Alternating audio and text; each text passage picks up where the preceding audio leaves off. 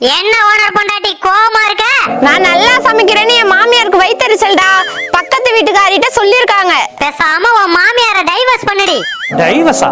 அவங்களுக்கு வயித்தெரிச்சல் இல்லடா, இவ சமையல சாப்பிட்டு வயித்துல எரிச்சல்.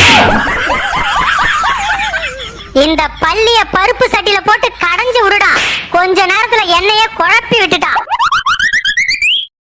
எது தெரிஞ்சாலும் தெரியலனாலும் பணம் சம்பாதிக்க முதல்ல தெரிஞ்சுக்கோ.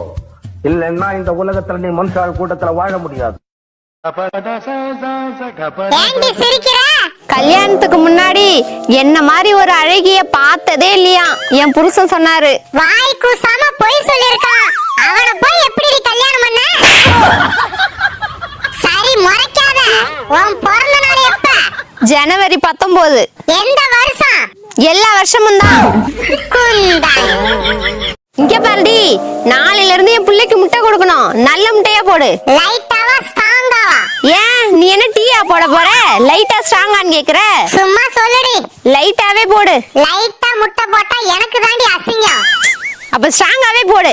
நீ சத்து இல்லாம தீவனம் போடுவ, நான் உன் புள்ளைக்கு ஸ்ட்ராங்கா முட்டை போடணுமா? அப்புறம் எதுக்குடி கேட்ட? சரிடி, கோவப்படாத. உன் புள்ளைக்கு பெரிய முட்டை வேணுமா சின்ன முட்டை வேணுமா?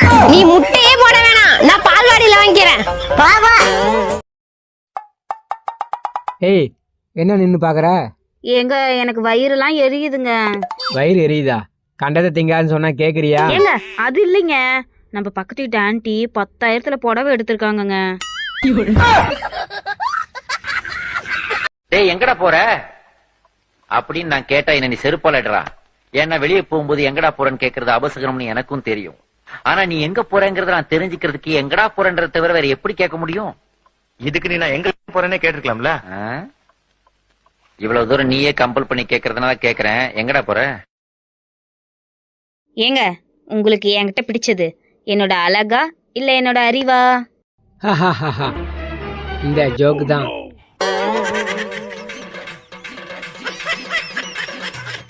என்ன படிச்சிருக்கீங்க? என்னது?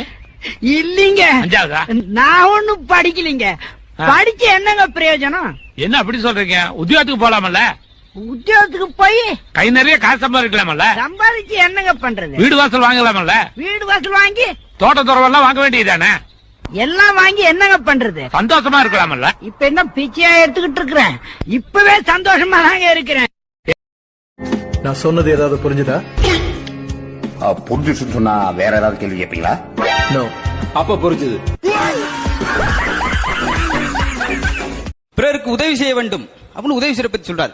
இப்ப ஒரு ஆள் தண்ணிக்குள்ள விழுந்துட்டா முதலில் அவர்கள் தலைமுடியை குளித்துதான் இழுத்து வந்து காப்பாற்ற வேண்டும்.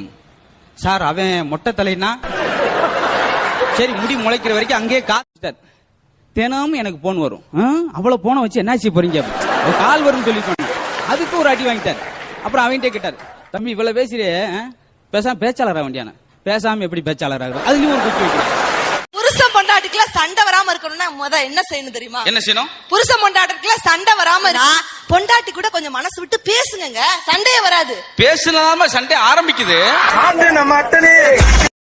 அரசியல்வாதிட்ட வந்து ஒருத்தர் மிரட்டிருக்கான், பேசாம இருந்திருக்காரு.